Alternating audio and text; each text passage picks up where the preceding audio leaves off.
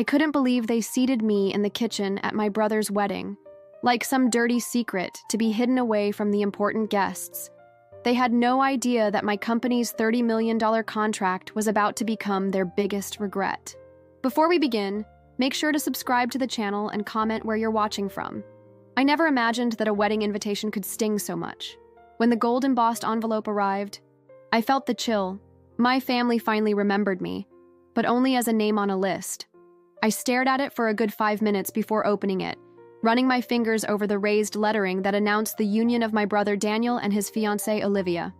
The paper was expensive, thick between my fingers, the kind that whispers of money well spent.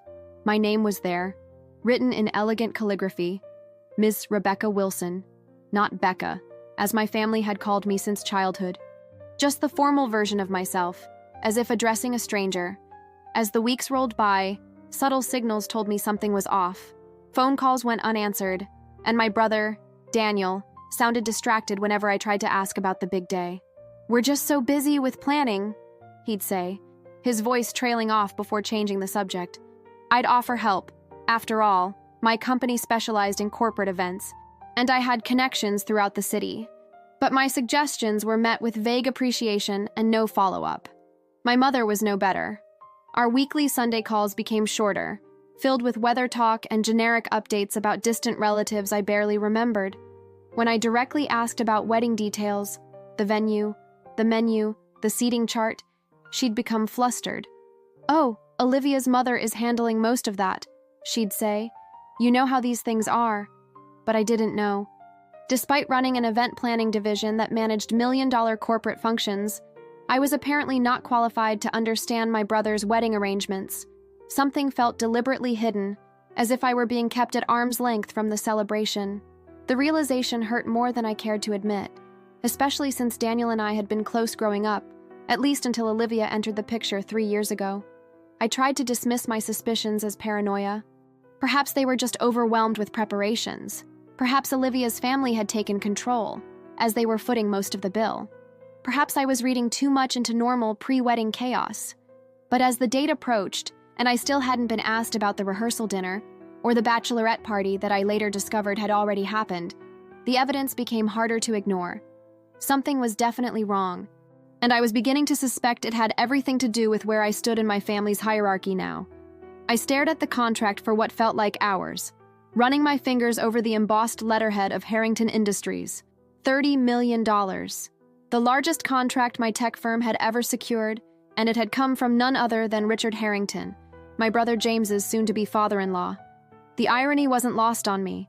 For 3 years, I'd built my company from nothing, working 18-hour days, mortgaging everything I owned, and now this contract would finally put us on the map. Yet no one in my family knew I was the founder and CEO.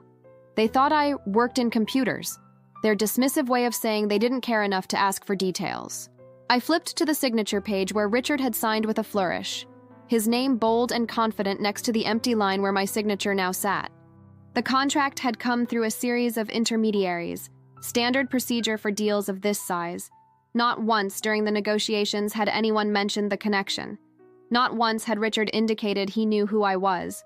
My assistant knocked softly before entering. "The team wants to celebrate. They're waiting in the conference room with champagne." "Did Harrington's people say anything when they picked up the signed contract?" I asked, still staring at the document copy in my hands. "Just that Mr. Harrington is pleased to be working with us. The liaison mentioned something about meeting the CEO at the wedding next weekend." She paused. "Wait, what wedding?" I looked up, a hollow feeling spreading through my chest. "My brother's? He's marrying Richard Harrington's daughter on Saturday." I hadn't told anyone at work about my family. It was easier that way. Cleaner. Apparently, I've been invited to meet the CEO of my own company. "That's awkward," she offered. "It's perfect," I replied, finally sliding the contract into my desk drawer. "They've never asked what I actually do. Now they'll find out." I stood up, straightening my jacket. Let's not keep the team waiting. After all, we have 30 million reasons to celebrate. The rumor started subtly at first. A cousin texted in the family group chat about Bradford Enterprises landing a massive contract with some mysterious tech CEO who was revolutionizing the industry. My phone buzzed constantly with speculation. Who was this tech mogul? What connections did they have? The irony burned like acid in my stomach as I watched my family gossip about me without knowing it was me.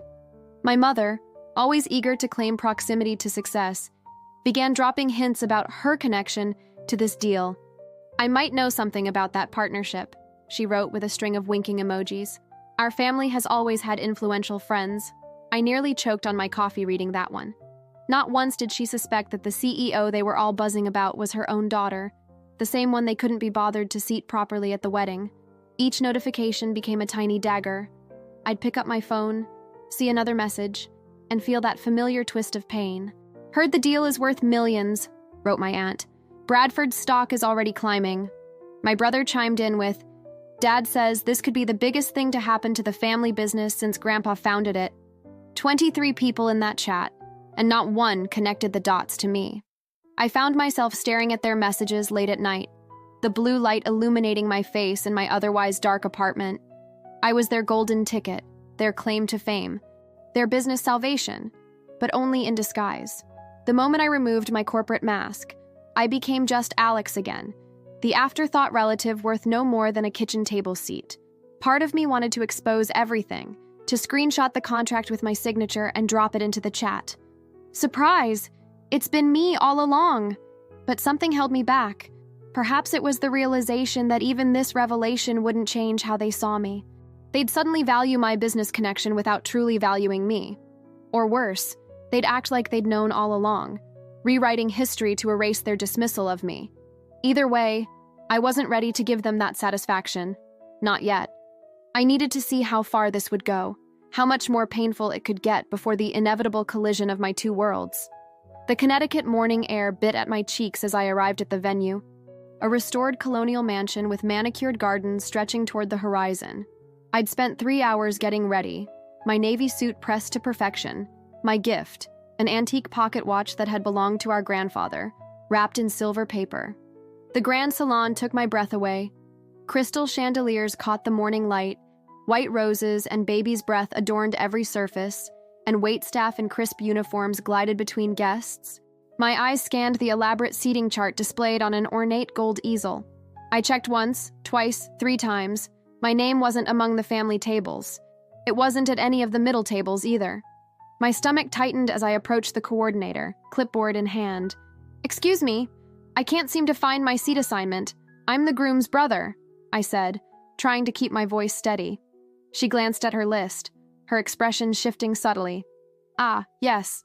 Thomas, right? Let me have someone show you to your seat." A young waiter materialized beside me, his eyes fixed somewhere over my left shoulder.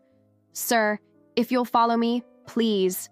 He led me away from the salon, away from the gathered guests, through a set of swinging doors marked "Staff Only." The elegant string quartet faded behind us, replaced by the cacophony of a working kitchen. Pots clanged, chefs shouted orders, and the heavy scent of frying oil and roasting meat assaulted my senses.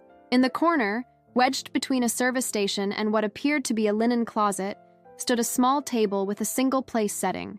"Your seat, sir," the waiter mumbled, already backing away. I stood frozen, staring at the lone chair as kitchen staff bustled around me, some throwing curious glances my way, others pretending not to notice. The humiliation burned through me like acid, dissolving the last threads of hope that this had all been some terrible misunderstanding. My brother hadn't just excluded me from the wedding party, he'd banished me to the kitchen, out of sight, like something shameful to be hidden away. Heat pressed against my skin as I sat on a wobbly stool, surrounded by chefs who barely noticed me. The laughter and music from the ballroom felt 1,000 miles away. The kitchen staff bustled around, shouting orders and clanging pots while I tried to maintain some dignity in my expensive dress that now felt ridiculous. A waiter nearly spilled sauce on me as he rushed past, not even bothering to apologize. I checked my phone, 47 minutes since the reception began, and not a single text from my brother or his new wife asking where I was. I watched through the swinging doors as guests clinked glasses and made toasts. My parents were seated at the head table, beaming with pride. Even my cousins from overseas had prime seats near the dance floor. Everyone who mattered was out there, while I sat here among strangers who were too busy to care. More coming through. A chef pushed past me with a tray of appetizers, forcing me to tuck my legs under the stool. My elbow knocked against a metal shelf, sending a sharp pain up my arm. That was the final straw. I slipped off the stool and made my way to the bathroom, locking myself in a stall. For a moment, I simply broke. Tears stung my eyes in the cramped bathroom, my reflection blurred by steam. I thought of every time I'd been dismissed, overlooked, or made to shrink. Every family gathering where my achievements were footnotes. Every time my brother took center stage while I applauded from the wings. The bathroom door creaked open. I quickly wiped my eyes and pretended to fix my makeup. "Are you all right?" A woman's voice, one of the bridesmaids, I realized. "Fine," I managed, my voice steadier than I felt. "I noticed you weren't at any of the tables. Your brother's been asking where you are." I almost laughed. "Really?" Because he seemed perfectly content to seat me in the kitchen. She paused, clearly uncomfortable. There must have been some mistake with the seating chart. "No mistake," I said, meeting her eyes in the mirror. "Just a very clear message about where I stand." She left without another word, and I stared at my reflection. The woman looking back at me wasn't just hurt anymore. She was angry, and beneath that anger was a sudden clarity that felt like power. I reached for my phone and opened my email. I wiped my face and steadied my breath, staring at my reflection in the bathroom mirror. This wasn't just about being seated in the kitchen. It was about every silent slight my family had handed me for years. The forgotten birthdays. The backhanded compliments about my unconventional career path. The way they'd introduce everyone else's significant others but somehow always forgot to mention mine. Each incident alone seemed petty to complain about, but together they formed a pattern I could no longer ignore. Emerging from the bathroom, I felt a new resolve harden inside me.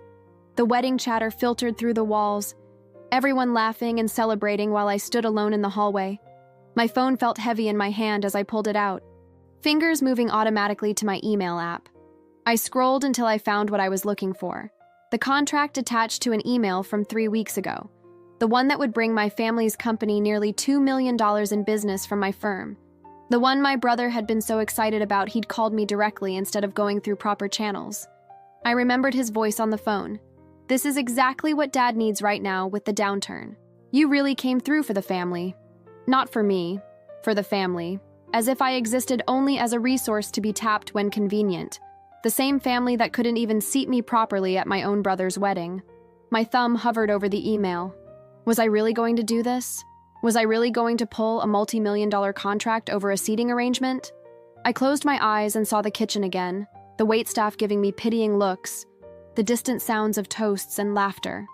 I saw my mother's dismissive wave when I tried to speak to her about it.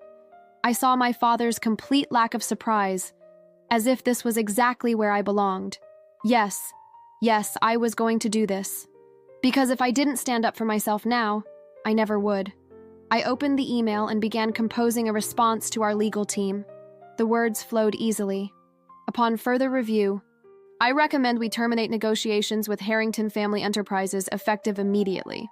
A calmness settled over me as I typed out a brief, surgical message. Effective immediately. Nexus Technologies withdraws from the Bradford contract. I pressed send, my hands steady. The weight that had been crushing my chest all evening suddenly lifted, replaced by a cool clarity I hadn't felt in years. The kitchen, once my prison, became the launch pad for my rebellion. I looked around at the industrial steel counters, the bustling staff who barely noticed me, and felt a strange sense of gratitude for this unlikely sanctuary. My phone buzzed almost immediately. Thomas Bradford himself. I silenced it and slipped it back into my pocket. Let him stew.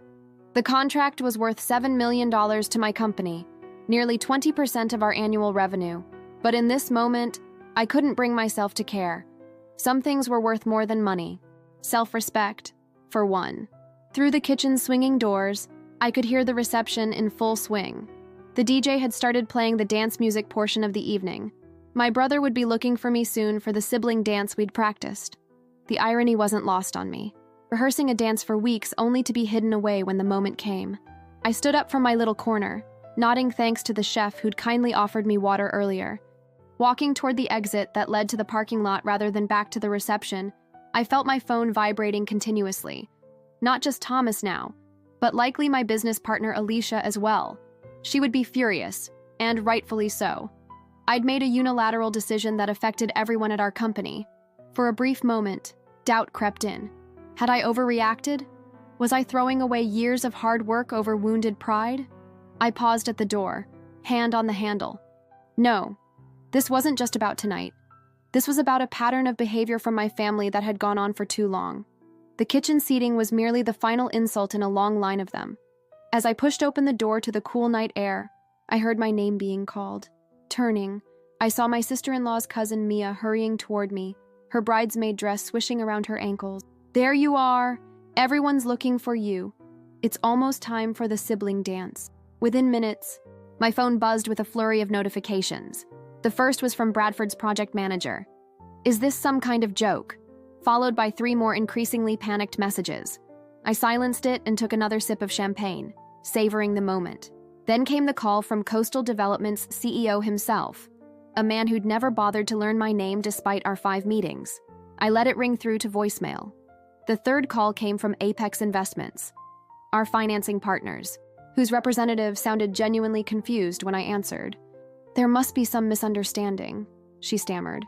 The Bradford contract is worth $30 million. You can't just... I ended the call mid-sentence. News travels fast in business circles, especially bad news. What had begun as my private revenge was rapidly becoming the talk of the industry. My brother's wedding coordinator approached me cautiously, phone in hand. Excuse me.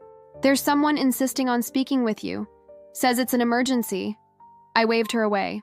This was still my brother's wedding day, after all. The irony wasn't lost on me. After being relegated to the kitchen table, I was suddenly the most sought-after person at the reception. My sister-in-law's father, a minor player in real estate development, was staring at me from across the room, his face a mixture of shock and newfound respect. He whispered something to the man beside him, who turned to look at me with widened eyes. I recognized him as one of Bradford's board members. The kitchen table incident was transforming before my eyes into something else entirely. A power move that no one had seen coming, least of all me. My phone continued its relentless buzzing. Texts from colleagues, emails from competitors, even a message from my former mentor asking if I was okay. The invisibility I'd felt my entire life, culminating in that kitchen table assignment, had shattered completely. In its place was a spotlight I hadn't anticipated. Not the warm glow of family acceptance I'd always craved, but the harsh fluorescence of business notoriety. People who'd ignored me for years suddenly knew exactly who I was.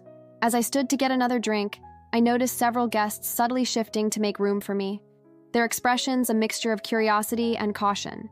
The wedding photographer, who hadn't bothered with a single shot of me earlier, now angled his camera in my direction. I smiled thinly. Visibility, it seemed, came in many forms, and this new version felt strangely hollow. In the chaos, one person found me, my Aunt Carol. She appeared suddenly at my side, her eyes soft with understanding beneath her carefully styled gray hair. Without a word, she gently took my elbow and guided me away from the commotion into a quiet hallway where the sounds of the reception became muffled and distant. We stood beneath a row of old family photos, faces I'd grown up with but somehow felt disconnected from now. I saw what happened, she said, her voice low and slightly trembling. I want you to know I understand. She leaned against the wall, suddenly looking much older than her 63 years. When your uncle and I got married, your grandfather, my father-in-law, told the wedding planner I wasn't to speak during the reception, not even to thank guests. Her fingers twisted nervously around her clutch purse. They said it wasn't traditional for the bride to address everyone. What they meant was they didn't want to hear what I might say. I stared at her, shocked. Aunt Carol had always seemed so confident, so respected within the family. I never knew, I whispered. No one does. I stayed quiet that day, and many days after. She reached for my hands, pressing them between hers. Her skin felt paper thin, but her grip was surprisingly strong. I've watched how they've treated you all these years. The little comments, the dismissals, the way they speak over you in meetings. It's the same pattern, just a different generation. Her eyes locked with mine, suddenly fierce. You are not alone in this, and what you did today, she paused, a small smile forming, was what I wish I'd had the courage to do 35 years ago. She squeezed my hands tighter. And this ends with you. Our family needs this wake-up call, even if they don't know it yet. For the first time since everything had exploded, I felt something other than anger or hurt, something like hope. I believed her. This wasn't just about a seating arrangement or a wedding slight. It was about years of patterns, of being diminished, of being told my place, and finally saying no. "Thank you," I said, my voice steadier than I expected. The Bradford boardroom was colder than any kitchen I'd ever been seated in. The mahogany table stretched like an airport runway, with Richard Bradford perched at the far end, his silver hair perfectly combed, his expression unreadable. He'd summoned me like a principal calls in a troublesome student, and I could feel the weight of corporate hierarchy pressing down on my shoulders. The room smelled of leather and power, a stark contrast to the wedding reception's kitchen with its lingering scent of dishwashing detergent and staff meals. "Thank you for coming, Claire," Richard began, his voice carrying the practiced cadence of someone who'd rehearsed his lines. "The situation at my son's wedding was unfortunate." He cleared his throat, straightening papers that were already perfectly aligned. "Bradford Industries values our partnership with your firm, and we'd like to formally express our regret over the seating arrangement incident." I noticed how carefully he avoided saying, "I'm sorry," or acknowledging any actual wrongdoing. His words were hollow vessels, corporate speak designed to smooth over problems without addressing them. The apology came packaged with conditions, too, subtle implications that I should consider the matter resolved, that I should be grateful for this audience, that the contract's restoration depended on my acceptance of these terms. "We're prepared to reinstate the contract immediately," he continued, sliding a folder across the polished surface. "All the original terms, of course. We simply need to put this misunderstanding behind us." I didn't touch the folder. Instead, I studied the man who'd raised my former friend, seeing echoes of James in the set of his jaw, the entitled posture. "Mr. Bradford," I replied, my voice steadier than I felt. "I appreciate you taking the time to meet with me, but this isn't about contracts or business arrangements, not at its core." His eyebrow arched slightly, the first genuine reaction I'd seen. "This is about basic human dignity," I continued. "Your family made a choice about how to treat me, and I made a choice about who I do business with. Respect isn't negotiable or conditional." "Surely we can be reasonable," he began, but I held up my hand. "Respect is the only condition that matters," I said, meeting his gaze directly. "When that's genuinely on the table, we can discuss everything else." I sat in silence, staring at my phone for what seemed like hours before it finally rang. Daniel's name flashed on the screen. My finger hovered over the answer button for a moment before I swiped. "Hey!"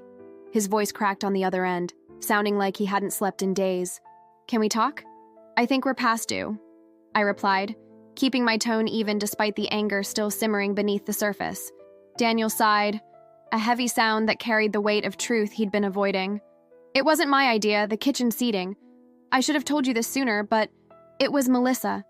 His voice broke slightly on his wife's name. "She insisted. She didn't want you at the main tables." "Why?" I asked, though part of me already knew. "She's always been jealous of you, your success, your independence. The way you built something from nothing while she's still trying to figure out what she wants." He paused. "When your company got that big contract last month, the one that made the local business news, she couldn't handle it. Said your success story was overshadowing our wedding." I closed my eyes, processing this revelation. All those times Melissa had seemed supportive to my face while Daniel looked uncomfortable. It suddenly made sense.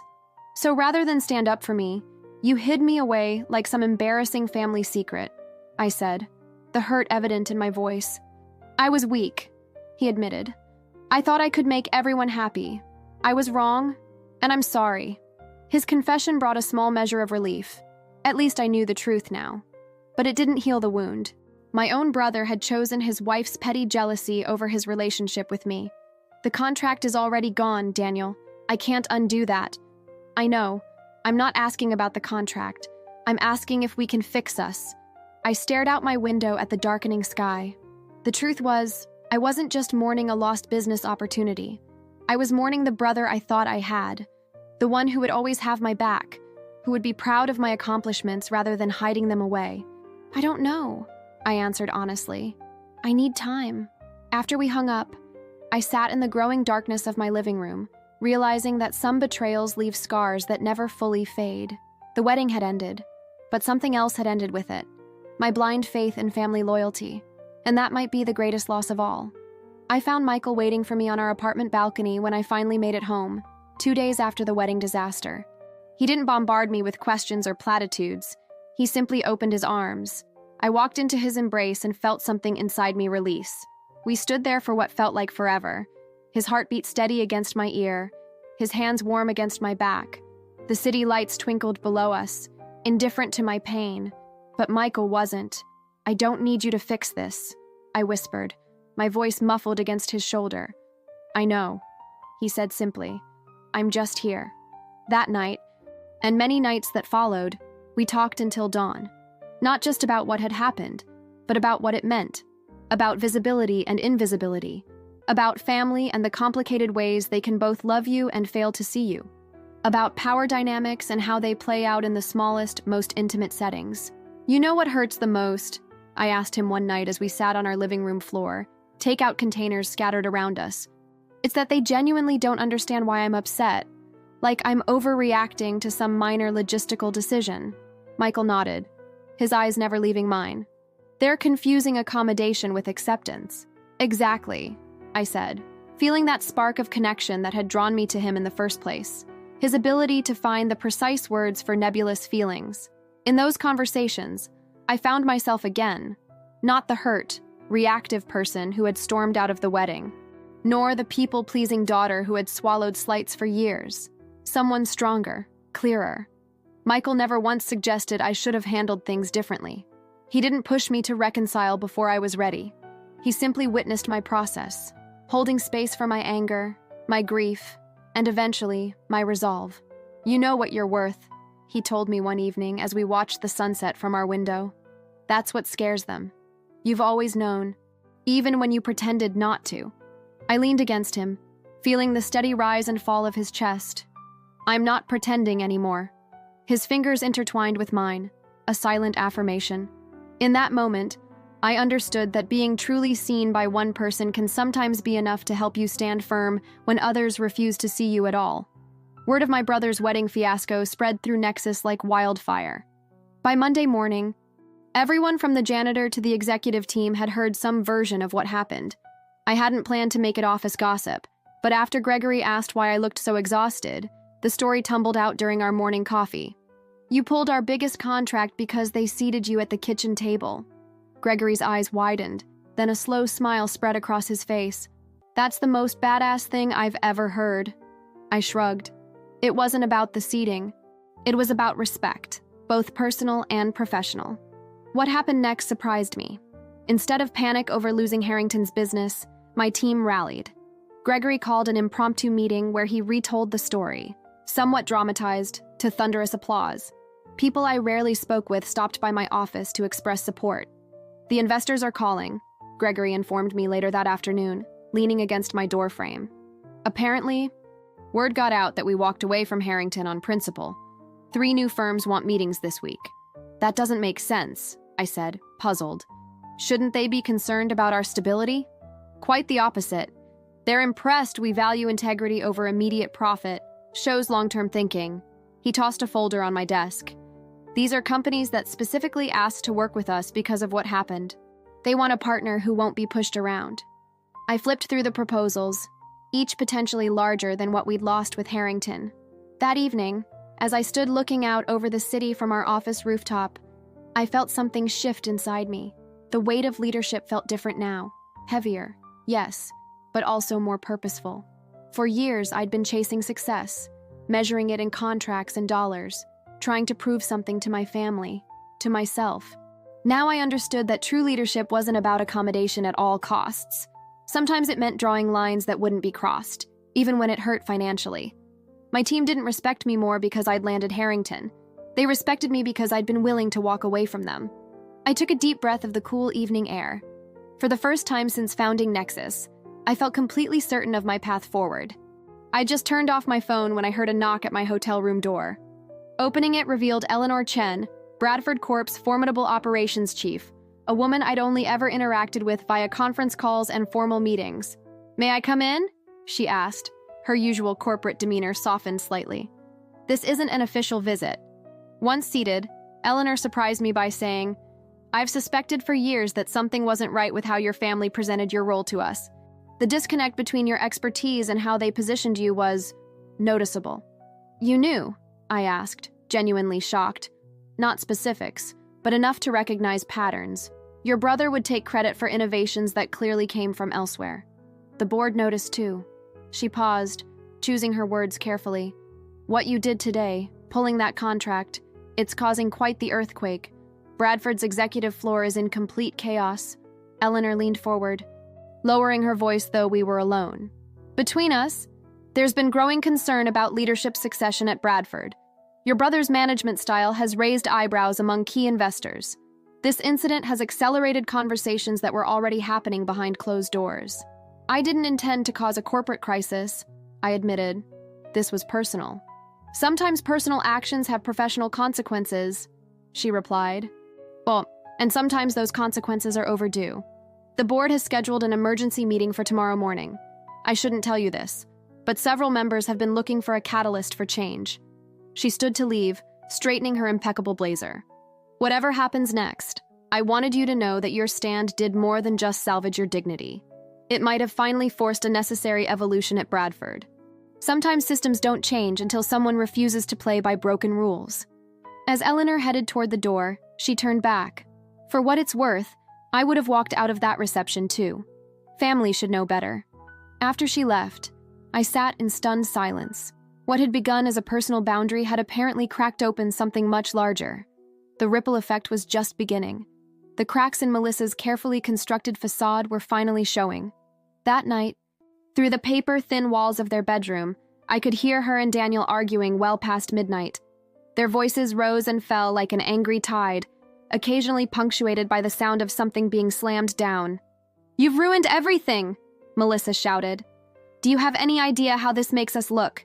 Daniel's response was lower, more measured, but unmistakably firm. "This isn't about how we look. This is about how you treated my sister. She's always been jealous of me. She did this deliberately to humiliate me. Melissa, you seated her at the kitchen table, at our wedding." Their argument continued in circles, neither giving ground. I hadn't meant to eavesdrop, but in the guest room next door, sleep was impossible. Part of me felt guilty for causing this rift in their marriage, but another part, the part that had been dismissed and disrespected for years, felt vindicated. By morning, Melissa's eyes were puffy and red, and Daniel looked exhausted. They barely spoke over breakfast, the silence thick with unresolved tension. What I hadn't anticipated was how quickly word would spread beyond our family circle. By midweek, my phone was lighting up with messages from women in the industry. Some I knew casually, others complete strangers. They'd heard about what they were calling my kitchen rebellion. "Thank you for standing up," wrote one executive I'd met at a conference last year. "I've swallowed similar insults for years, thinking that's just how it is." A procurement officer from a competing firm messaged, "My brother-in-law forgot to include me in the family Christmas photo 3 years running. Wish I'd had your courage." These messages kept coming, each one a reminder that what happened wasn't just about a seating arrangement or a contract. It was about dignity, about refusing to be made small. The solidarity was overwhelming, women sharing their own stories of being sidelined, overlooked, or deliberately diminished, often by other women. I hadn't set out to become a symbol of anything. I'd simply reached my breaking point. But sometimes, that's exactly what it takes to start something bigger than yourself. I met Aunt Carol at a quaint coffee shop in New Haven the following week. The autumn leaves were falling outside, creating a carpet of orange and brown that matched the heaviness in our hearts. She looked older than I remembered, her hands wrapped around her mug as if drawing warmth not just from the coffee, but from the connection between us. "I've been watching you all these years," she said after we exchanged pleasantries. "Watching you fight in ways I never could." "I didn't know you were paying attention," I admitted. Carol's eyes misted over. "For 43 years, I've been the family afterthought. Did you know your grandfather left the business to your father and uncle even though I had the accounting degree? They seated me at the kids' table until I was 32. She laughed, but there was no humor in it. I became so used to being invisible that I stopped fighting it, started believing I deserved it. I reached across the table and squeezed her hand. When I heard what happened at the wedding, and then what you did with the contract, she shook her head in admiration. You did what I've fantasized about doing my entire life. You refused to be erased.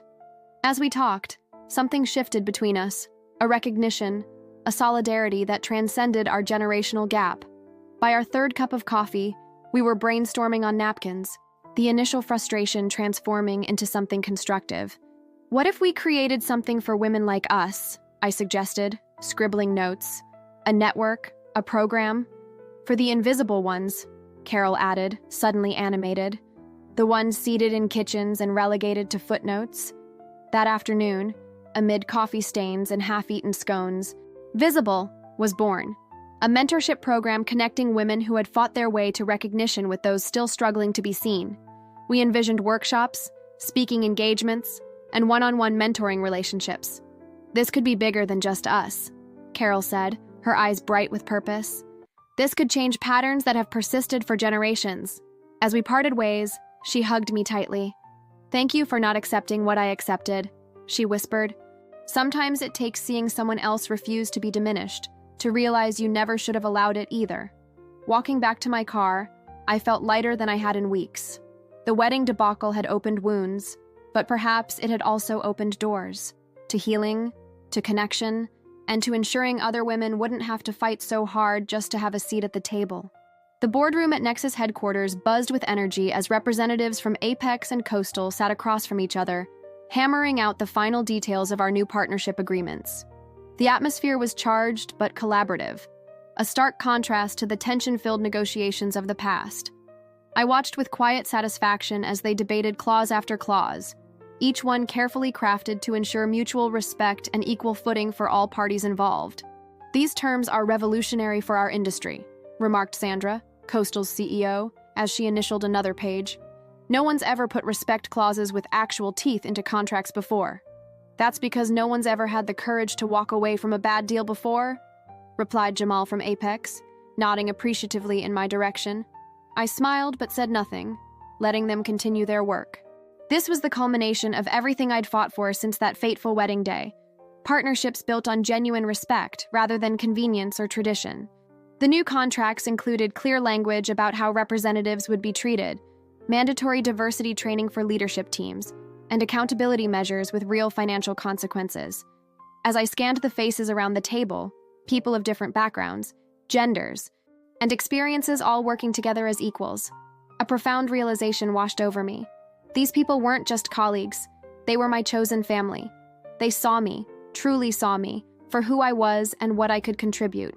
Unlike my brother and his in-laws, no one here would ever dream of seating me in the metaphorical kitchen. Here, my voice mattered, my presence was valued, my boundaries were respected. "I think we're ready for signatures," announced our legal counsel, distributing the final documents. As pens scratched across paper, formalizing our new business relationships, I felt a sense of peace I hadn't experienced in months. I had lost a brother, but gained something more valuable, a community where I belonged without having to diminish myself. "Congratulations, everyone," I said, standing to address the room once the last signature was in place. "Today marks the beginning of something truly special." The applause that followed wasn't just for the deals we'd closed. It was for the precedent we'd set, a reminder that sometimes walking away from toxicity creates space for something better to grow in its place. I took a deep breath and looked Richard Bradford straight in the eyes. The man who once intimidated me now seemed smaller somehow, cornered by the very corporate politics he'd helped create. His company was hemorrhaging talent, and the board was asking questions about the lost contracts. "I'll make you one final offer," he said, voice lower than before. "Melissa steps back completely from any dealings with your company. All negotiations go through me directly to you. No intermediaries, no games." He hesitated, then added, "We need this, Alex." More than I cared to admit, part of me wanted to savor this moment, the great Richard Bradford essentially begging for my help. But I'd learned enough about business to know that grudges make poor advisors. "I'm willing to consider it," I replied carefully, but only on my terms. I leaned forward. "Complete transparency from now on. I want documentation of every agreement, copied to my entire leadership team. No more backroom deals. No more gentlemen's agreements that mysteriously change when convenient." Richard nodded slowly. "And Melissa? She stays away from my business permanently, not just shifted to another department, completely removed from anything touching my contracts. She's still my daughter-in-law," he said, a hint of his old defensiveness returning. "And that's fine. This isn't personal anymore, Richard. It's just business. I couldn't help but smile slightly at throwing his favorite phrase back at him. Your family dynamics are your concern. My company's welfare is mine. He extended his hand. So we have a deal. I didn't take it immediately. One more thing. I want a formal apology, in writing, acknowledging what happened at the wedding. Not for public release, just for me. His face tightened. For a moment, I thought he might refuse. Then something shifted in his expression. Perhaps recognition that his old power plays no longer worked. You'll have it by tomorrow, he said. I finally shook his hand. Then we can start rebuilding.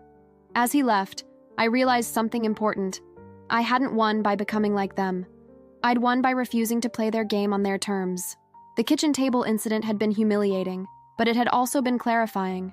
Some relationships, family or business, are worth fighting for, but only if both sides are willing to stand on equal ground. Daniel showed up at my office on Monday morning, unannounced. His eyes were rimmed with shadows, his normally immaculate suit slightly rumpled. The receptionist had called me, uncertain whether to send him away. I told her to let him in. You look terrible, I said as he sat across from me. Haven't slept much, he admitted. Been doing a lot of thinking. The silence between us felt different than before. Not a wall, but a space waiting to be filled. Daniel didn't launch into excuses or justifications. Instead, he simply said, I'm sorry. Not just about the wedding, about everything. I waited, expecting more, but he just looked at me. Raw vulnerability in his eyes I hadn't seen since we were kids, and he'd broken Mom's favorite vase. I've been talking with Ellie, he continued. She helped me see. I've been so focused on appearances, on what other people think, that I forgot what actually matters. We ended up talking for hours. My assistant rescheduled my meetings without complaint. Daniel and I ordered lunch, then coffee, then watched the afternoon sun crawl across my office floor. We spoke about growing up in our parents' shadow, how differently we'd responded to the same pressure, how he'd conformed while I rebelled, how he'd sought validation through achievement while I built walls through independence. I was jealous, he admitted. You always seemed so free. I laughed bitterly. Free? I felt invisible. And I made it worse at the wedding, he said, continuing the family tradition of pushing you aside. The pain wasn't magically erased. Years of feeling secondary couldn't be undone in a single conversation, but something shifted that afternoon. A door previously locked now stood slightly ajar. I can't promise I'll get everything right, Daniel said, as he finally rose to leave. But I want to try. Really try. I nodded, not quite ready to forgive completely, but willing to begin, one step at a time. As he reached the door, he turned back. Thanksgiving's coming up. Would you consider joining us? Not at Mom and Dad's, at our place, just Ellie and me and the kids. I felt the familiar urge to protect myself, to decline, but instead, I said, I'll think about it. And for the first time in years, I actually meant it. The kitchen at my brother's wedding had been the site of my humiliation. Now, it was the birthplace of my revolution. I stood in my new office, gazing at the framed photo of that night, me in my blue dress, surrounded by kitchen staff. I kept it as a reminder of where I'd been and how far I'd come. The past 6 months had transformed everything. After pulling our contract from my brother's company, word spread quickly through the industry. 3 competitors approached me within weeks, offering partnerships that valued both my business and my dignity. I chose the one that agreed to fund my passion project, a mentorship program for overlooked professionals from marginalized backgrounds. Today was the culmination of that vision. 25 mentees would arrive in an hour for the inaugural Visibly program launch. Each participant had been seated at metaphorical kitchen tables throughout their careers, their talents dismissed, their voices silenced. My assistant knocked and entered with the final attendance list.